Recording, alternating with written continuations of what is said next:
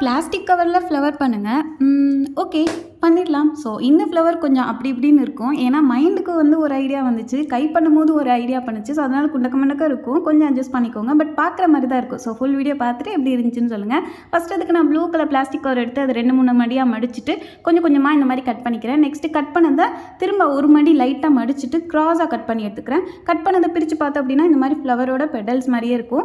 Next வந்துட்டு ஒரு paper எடுத்து ரோல் பண்ணிக்கிறேன். ரோல் பண்ணி எண்டிங்கில் க்ளூ அப்ளை பண்ணிக்கிறேன். என்கிட்ட க்ரீன் கலர் பேப்பர் இல்லாதனால இந்த கலர் எடுத்துக்கேன். க்ரீன் கலர் எடுத்துக்கோங்க நீங்கள் மேக் பண்ணுறதா இருந்தால். நெக்ஸ்ட் ஒரு டிரான்ஸ்பரண்ட் கவர் எடுத்து அதை இந்த மாதிரி மேலே அந்த பேப்பருக்கு மேலே வச்சு டேப் வச்சு சுற்றி விட்டுக்கிறேன். ஃப்ளவரோட சென்டரில் பட்டு இருக்கும்ல அந்த மாதிரி ரெடி பண்ணியிருக்கேன். நெக்ஸ்ட் வந்துட்டு இந்த ப்ளூ கலர் பிளாஸ்டிக் கவரை வந்துட்டு ஒரு டேப்பில் வரிசையாக ஒட்டி விட்டுட்டு அந்த டேப் எடுத்து அப்படியே இந்த டிரான்ஸ்பரண்ட் கவரோட சுற்றி விட்டுக்கலாம். நமக்கு எத்தனை லேயர் வேணுமோ அத்தனை லேயர் வந்து ரெடி பண்ணிக்கலாம். அந்த பேப்பருக்கு க்ரீன் கலர் பெயிண்ட் பண்ணிட்டேன். அவ்வளோதான், நம்மளோட ப்ளூ கலர் ஃப்ளவர் ரெடி ஆயிடுச்சு. இந்த குண்டக்க மண்டக்க மேக் பண்ணது எப்படி இருக்குன்னு சொல்லிட்டு இந்த வீடியோ பிடிச்சிருந்துச்சுன்னா அப்படியே லைக்